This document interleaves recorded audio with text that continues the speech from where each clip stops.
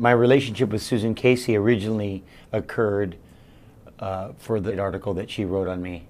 Then we talked about one night over dinner about doing a book together. I think that Susan's depiction of our sport and our endeavor is as close as you can come without, being in front of one, in front of a 100-foot wave, or in the same vicinity of a giant wave. And I think it's something very difficult to do. I told somebody it's a little bit like trying to explain a color in words, and it's just there's a lot going on, and I mean, film has a difficult time doing it.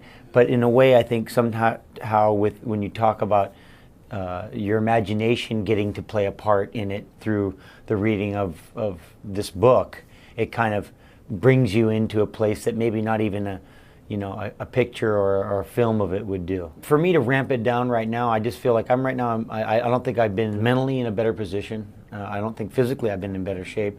And I don't think I've had more experience. I don't think my equipment's been better. So I feel like right at this moment, I don't think I've ever kind of had everything all together like I do right now. And so it would be foolish for me not to continue. I think the biggest difficulty in what I do is just to be ready. Being scared is really a healthy part of a mindset that is necessary for doing something like this. I think if you're not fearing it, you're not respecting it, you're not assessing it properly. If you're out in 50-foot surf or 60 or however big it is and you're not scared, then ultimately you know something I don't.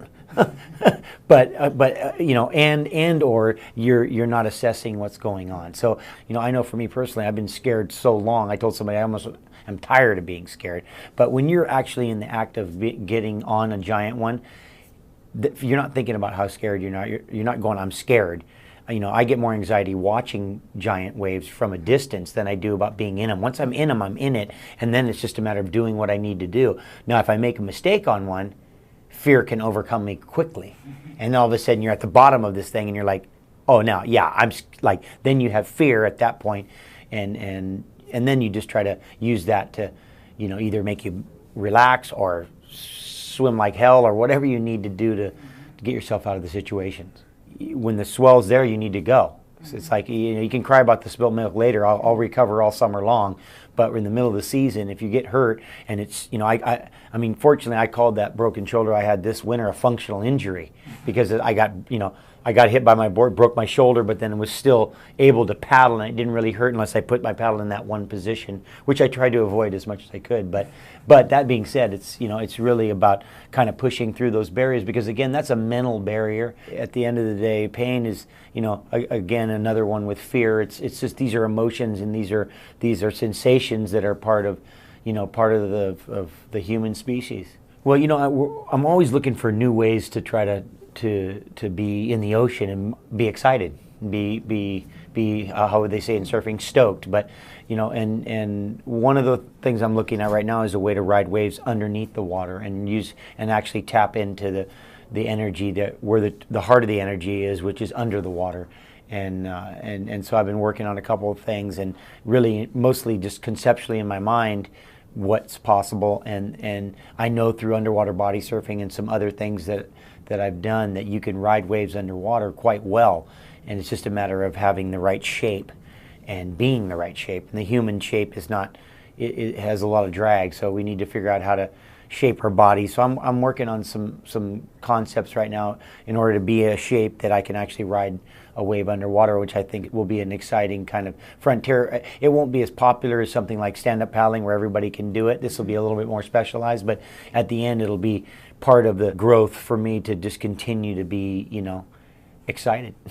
There will be a certain aspect of breath holding when you're underwater, obviously. I have a couple concepts about having an air pocket in the thing I'm using that'll allow me at least 1 or 2 breaths. And if you're riding the wave, you're not swimming. So at the end, I mean, your heart rate's still going to be high. That's part of the complexity of trying to figure out how to do it, is how to get the air that you need, not use compressed air, because compressed air in the surf is a little bit of a dangerous topic.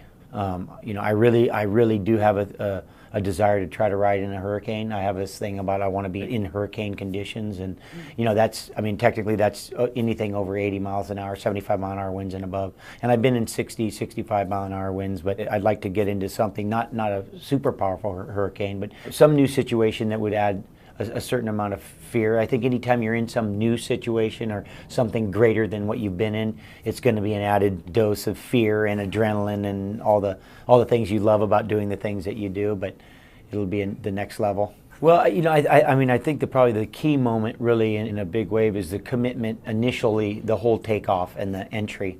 The entry kind of dictates the whole outcome. How you enter it, the speed, the angle, everything that dictates. That's like the launch on the rocket. When, you know, you're a little off, everything's going to be off. And so the entry is really the critical part. And then along the way, there's ultimately other critical parts, especially if you make a mistake or something. But without a good entry, there's no chance. And be patient. That's the big thing. There's no hurry. Everybody's in such a hurry, especially with computers and society and the way we're going. Everything's just so sped up, faster, faster, faster. But at the end, the mountains aren't going anywhere. And the waves, you know, they've been coming for thousands of years. And better to be patient and be prepared when it happens than to be in a hurry, because it's, you know, hurry in could be hurry out. And at the end, you know, if you race in there, you might find yourself getting in trouble.